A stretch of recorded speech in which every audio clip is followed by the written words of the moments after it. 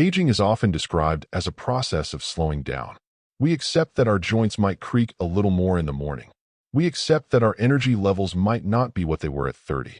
We accept that our digestion might become a little more sensitive. We tell ourselves, this is just part of getting older. It is a comforting thought. It helps us make peace with the changes in our bodies. But there is a dangerous side to this acceptance. In the world of oncology, the study of cancer, there is a phenomenon known as the Great Masquerade. This is when a serious, life-threatening illness hides behind the mask of normal aging. Cancer, especially in its early stages, does not always announce itself with a lump or a sudden collapse. Instead, it whispers. It mimics the very symptoms we expect from growing old. For those over the age of 60, the risk of developing cancer increases significantly. But here is the hopeful truth. Early detection is the single greatest predictor of survival. The tragedy is not always the disease itself, but the time lost because we dismissed a warning sign as just old age. In this video, we are going to peel back the mask. We are going to discuss 5 specific, silent signs of cancer that are most frequently ignored by seniors. We will explore why these signs happen, the biology behind them, and the stories of people who experience them. Please, I ask you to watch until the very end for sign number 5. It is a sign that appears right on the surface of your body, often visible in the mirror every day, yet it is frequently covered up with a bandage and ignored for years until it spreads. Knowledge is power, and today, we are empowering you to protect your future. Sign number 1. Unexplained weight loss, the gift that isn't. In a society obsessed with diet culture and being thin, losing weight is almost always celebrated. If you step on the scale and see the number has gone down by 10 pounds, your first reaction is likely joy. You might think, finally, that stubborn belly fat is going away.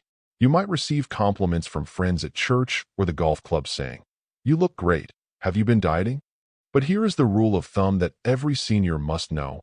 Weight loss without effort is not a gift. It is a theft. If you have not changed your diet, if you are not exercising more, and yet the pounds are melting away, something is stealing your body's energy reserves. Let's consider the story of Arthur. Arthur was 72 years old, a man who had carried a spare tire around his waist for 20 years. Over a period of 4 months, he noticed his pants were getting loose. He had to tighten his belt by 2 notches. He felt proud. He told his wife, "Look, I'm finally getting back to my army weight." He felt a little less hungry than usual, but he attributed that to a slowing metabolism. Arthur didn't know that inside his body, a metabolic war was taking place. This is a condition doctors call cachexia. When a tumor begins to grow, particularly in the pancreas, stomach, or lungs, it requires a massive amount of energy to fuel its rapid cell division. The tumor essentially hijacks the body's metabolism. Furthermore, the body's immune system releases chemicals called cytokines to fight the cancer. These chemicals can suppress appetite and aggressively break down muscle and fat. Arthur wasn't losing weight because he was getting healthier. He was losing weight because the cancer was eating at his table first. By the time he saw a doctor, he had lost 25 pounds and felt weak. The diagnosis was pancreatic cancer. If you are over 60 and you lose more than 10 pounds, or 5% of your body weight, in a few months without trying, this is a major red flag. Do not celebrate it. Investigate it. Your body fights hard to maintain its weight. If it is letting go of its reserves, it is because it is under attack. Sign number 2, persistent, bone-deep fatigue. We live in a tired world. It is normal to feel tired after a day of gardening, or playing with the grandchildren, or even after a poor night's sleep. But cancer fatigue is fundamentally different from tiredness. Normal tiredness is fixed by rest. If you are tired, you take a nap, or you sleep for 8 hours, and you wake up feeling refreshed. Cancer fatigue does not care how much you sleep. It is a heaviness that lives in your bones. It is the feeling of having an empty battery that will not recharge, no matter how long you leave it plugged in. Let's look at the experience of Elena, a 68-year-old retired librarian. Elena loved her garden. It was her pride and joy. But slowly, over the course of a spring, she found that she couldn't finish weeding a single flower bed without needing to sit down. She started taking naps in the afternoon, which she had never done before. Then, the naps turned into sleeping for 2 hours, then 3. She told her daughter, "I'm just getting old, dear." My energy isn't what it used to be. She rationalized it. She stopped going to her book club because it felt like too much effort to get dressed and drive. She thought she was just slowing down. But biologically, something else was happening. Elena had colon cancer. The tumor in her colon was causing a slow, microscopic bleed.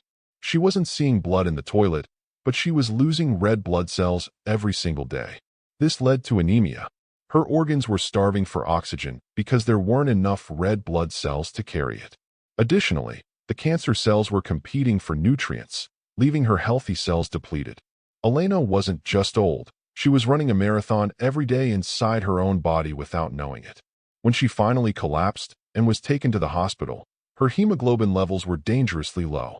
If you feel a fatigue that interferes with your daily life, if washing the dishes feels like climbing a mountain, or if sleep brings no relief, this is not normal aging. This is a system failure that needs a blood test immediately. Before we move to sign number 3, which deals with a topic many seniors are too embarrassed to discuss, I want to pause and speak to you from the heart. Talking about cancer is frightening. It brings up fears of mortality, fears of pain, and fears of leaving our loved ones behind. Because of this fear, many of us choose to look away. We ignore the signs because we think, if I don't see the doctor, it's not real. But I want you to reframe that thought. Going to the doctor is not an act of fear. It is an act of love. It is an act of love for yourself and for the people who want you around for the next 10, 20 years. Catching these signs early turns a tragedy into a manageable condition.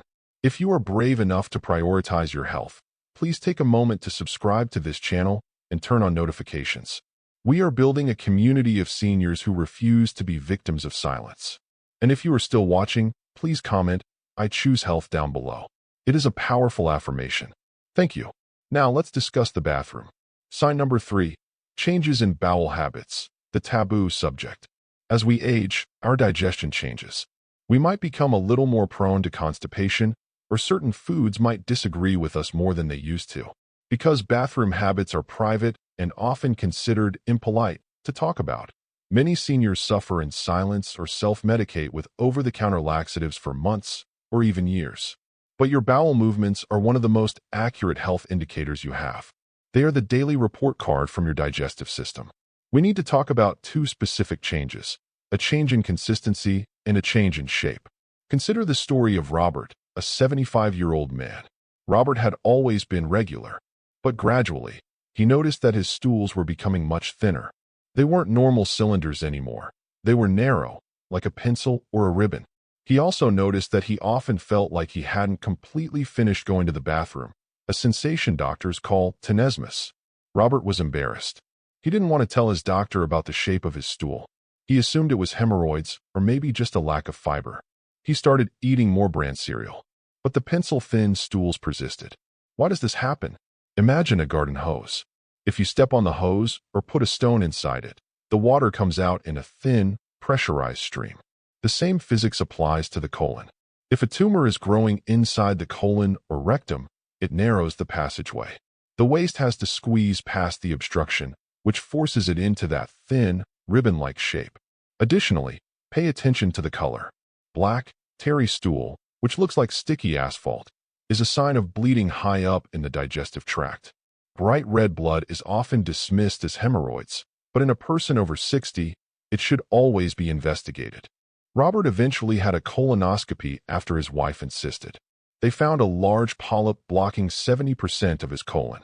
Because he waited so long due to embarrassment, the surgery was more complex than it needed to be. Please, look before you flush. If your habits change for more than a few weeks, diarrhea, constipation, or a change in the caliber of the stool, do not die of embarrassment. Tell your doctor exactly what you see. It is just biology, and it could save your life. Sign number 4, a persistent cough or hoarseness. We associate coughing with colds, flu, or allergies, and we associate chronic coughing with smokers. If you are a smoker, you likely already know the risks. But this sign is particularly dangerous for non-smokers because they do not believe they are at risk for lung or throat cancer. It is common for seniors to develop a postnasal drip or a slight clear-your-throat cough due to acid reflux. But a cancer cough has different characteristics. It is persistent. It does not go away after 3 or 4 weeks. It lingers. and often, it is accompanied by hoarseness, a change in the voice where you sound raspy or weak. Let's look at Susan, a 70-year-old woman who had never smoked a cigarette in her life. She developed a dry, hacking cough in November. She assumed it was a lingering effect of a winter cold. She bought cough syrup. She drank tea with honey. By January, the cough was still there. Her voice had also become raspy, like she had been shouting at a concert, even though she was a quiet woman. Her friends joked, "Susan, you sound like a rock star." She laughed it off. She thought it was allergies to the dust in her house. However, the anatomy tells a different story. A tumor in the lung can press against the airways, triggering the cough reflex. More ominously, a tumor in the chest can press against the recurrent laryngeal nerve. This is the nerve that controls your vocal cords. If a tumor presses on it, it paralyzes one of the vocal cords, causing that hoarseness. Susan finally went to the doctor not because of the cough, but because she coughed up a tiny speck of blood. A chest X-ray revealed a mass in her lung. It was lung cancer, unrelated to smoking, possibly from radon exposure or genetics. If you have a cough that lasts longer than a month, or if your voice changes and stays changed, do not assume it is allergies. Do not assume it is just a tickle. Your lungs and your vocal cords are trying to tell you that something is irritating them from the inside. A simple X-ray is painless and can reveal the truth instantly. Sign number 5. A sore that won't heal, the little scab. This is the sign I promised to discuss, and it is perhaps the most visible, yet the most ignored. Skin cancer is the most common of all cancers, and the risk skyrockets as we age due to decades of sun exposure catching up with us. We often check for moles that are dark or misshapen, melanoma, and that is very important. But there is another type of skin cancer, basal cell and squamous cell carcinoma, that masquerades as a harmless little sore or a pimple. Here is the key difference between a normal injury and cancer. Normal injuries heal. The human body is a miraculous self-repairing machine. If you cut yourself shaving or scratch a pimple, it scabs over, the scab falls off, and new pink skin appears. The process is linear. It finishes. Cancer does not follow the rules of healing. Take the case of James, a 78-year-old retired farmer. James had spent his life in the sun. He noticed a small, pearly bump on the side of his nose. It looked like a pimple. He picked at it. It bled a little, then scabbed over. A week later, the scab fell off, but the sore was still there. It bled again. It scabbed again. This cycle repeated for a year. James just thought he had thin skin or kept accidentally scratching it in his sleep. He would put a small round Band-Aid on it and forget about it. He ignored it because it didn't hurt. But a sore that bleeds, crusts, and heals, only to open up again, is the classic sign of basal cell carcinoma. It is not an infection, it is a growth.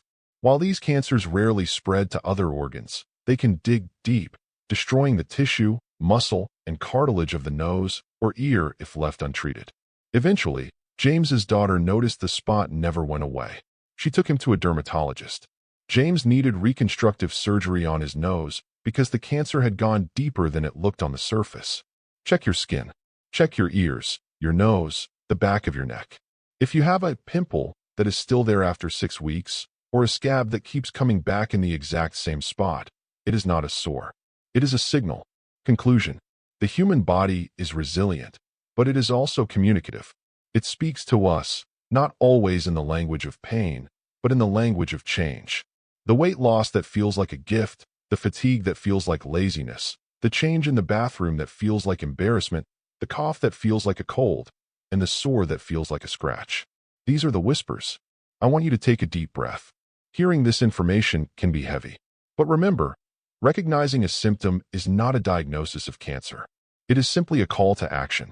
Most of the time, a cough is just a cough, and a cramp is just a cramp. But at our age, we cannot afford to guess. If you recognized yourself in the stories of Arthur, Elena, Robert, Susan, or James, make the appointment. Do it today. Do it for the peace of mind. Do it because your life is precious and there is still so much joy left to be experienced. Thank you for trusting me with your time today. If you found value in this video, please share it with a friend or a family member. You might just save a life by forwarding this message. Stay vigilant, stay hopeful, and listen to your body. I will see you in the next video.